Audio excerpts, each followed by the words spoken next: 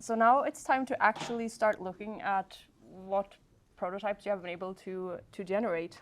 So we're going to do it 5 minutes presentation per group, and then we also have 5 minutes for questions from.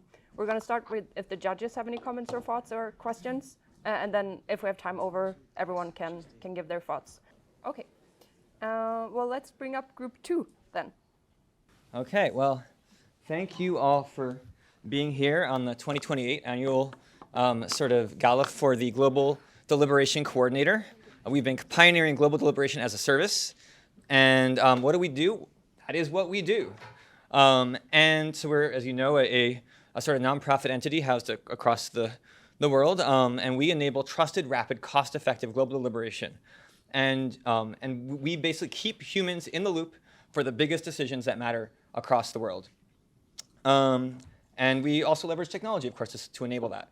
But the basic idea, of course, as you know, behind our processes is we bring together a microcosm of humanity, an approximation of what everyone in the world, and we give them the time, resources, and sort of a context to make decisions about the things that matter for the planet. And so as we know, we have a lot of activity areas. We're not going to go into the details here. You've heard this before. But how did we get here? Right? We started with a single 10K grant that enabled visibility campaign. We launched this campaign to get key stakeholders on board. And let's even go back a little bit.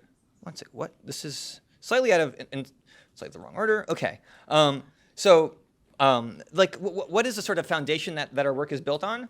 Well, there was a deliberative wave, and there's an OECD report that goes into the details. And their deliberative processes, like the ones that we described, have been happening in countries around the world at greater and greater scale and with greater and greater import over the last decade, leading up to that. And in 2022, Meta actually ran a semi-global deliberative process, exploring the trade-offs between privacy and security for some of its products.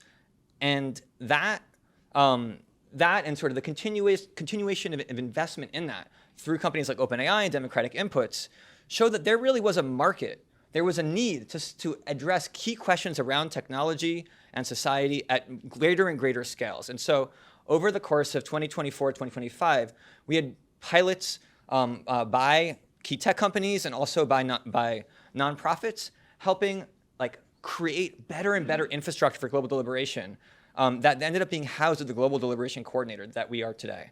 And there was a closed letter in 2024 to key philanthropists that sort of set up a fund, a $100 million fund to create this coordinator. As you know, some of you are in this room today.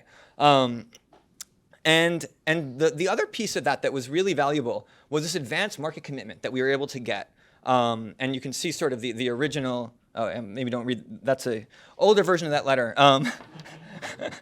To have the Frontier Model Forum and the AI Safety Institute Consortium sort of agree that if we had deliberations of a sufficient quality, we are able to answer questions and bring together humanity in a way that was trusted, robust, and really truly representative, then they would cover those costs going forward, and they would commit to the decisions that were made by that sort of voice of humanity.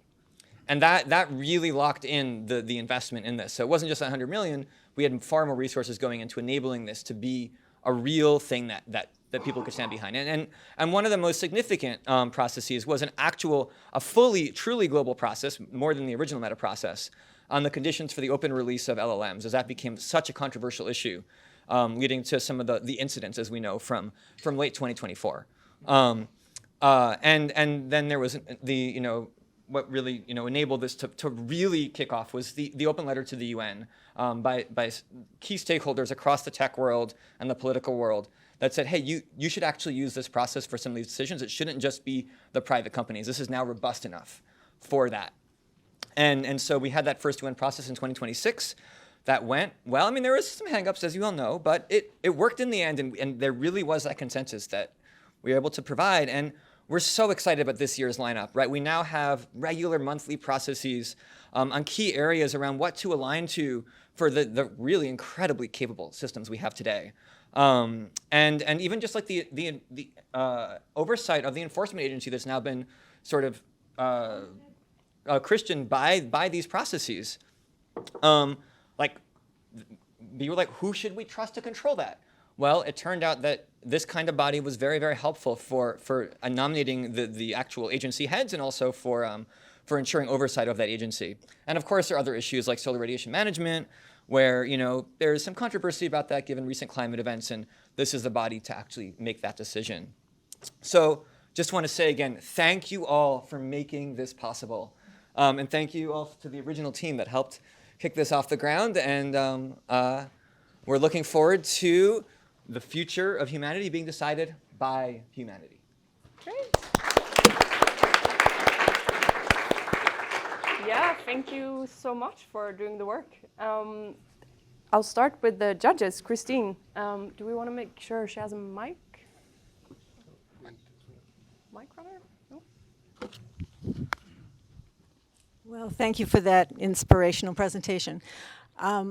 I can imagine this process being super useful as an advisory body and providing input into decision making.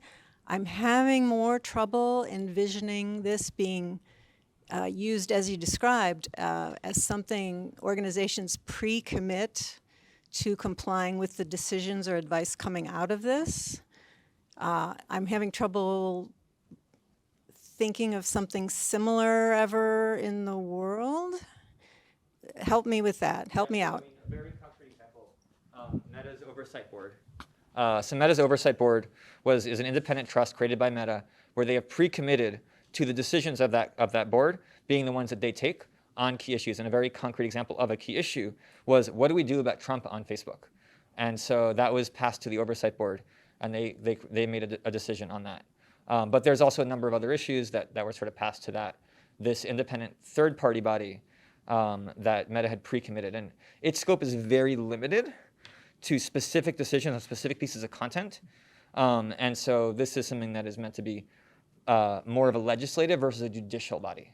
But that is a judicial body where a company had pre-chosen to be bound to that. That said, I think, sorry, go for it. Oh, I think that the way that this sort of thing starts is through recommendations, and then if those decisions appear robust enough, if there's enough buy-in around those decisions, then there would be a transition to actual binding. Yeah. In many cases. What's different for the Meta case is they set that up, right? Yes. They set it up, so they had some idea of what kinds of decisions were going to come out of it. They had control over who was in the entity.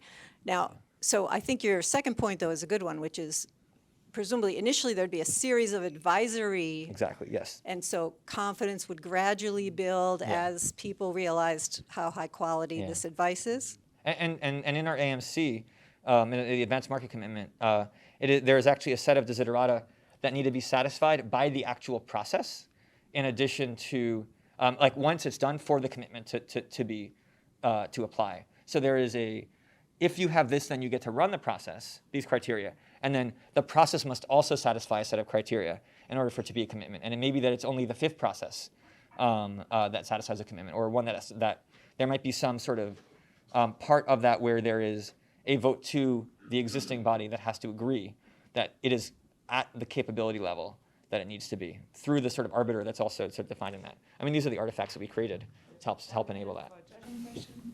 Quick note on prototyping. All of these documents, like these slides, are linked from the top of our group. They are publicly viewable. Every document in this is actually a Google Doc or Google something that is linked also from that slide in the comments. Well, so certain countries currently enjoy a sort of outsized influence relative to their population, let's say. Yeah. And this sounds more like population weighted. As this becomes influential and has actual power, how do you see dealing with sort of the inevitable pushback that you're going to get from the former category? Yeah, so this is like a really tricky issue, and we've seen this play out in places like the U.S. Constitution, where you have the Senate and the House sort of being this compromise. The one anticipation is that we actually would use digressive proportionality. This is approximately what the EU uses for its sort of membership, and it's approximately a square root of the population of a country. So that's one approach. There's also an approach. There's other variants of how you might do this that might be able to sort of foster the buy-in necessary.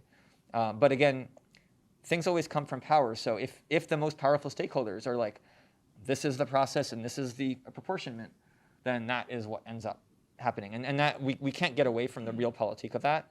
But this at least gets you to a decision-making body that has much more legitimacy than that original power, which is what we want to do. What do you see as the trade-off between making decisions on the basis of deliberation of people chosen for the global phone book versus subject matter experts? How do you think about that trade-off? Subject matter experts are utterly critical, and we see that the sort of randomly selected deliberators as sort of the filter by which you determine the weighting of the subject matter experts in terms of the normative component of that. So in a sense, you have the UNH lab, which is making decisions or sort of making recommendations to the UN, let's say, about what's important around AI. Well, that is a subject matter body, which can then inform, something like that can then inform the global deliberators. And so it's that normative representative filter that determines what is actually policy, because otherwise, how do you tell which experts to trust and how much each of them matter? Great, that's all we have time for now, but Well,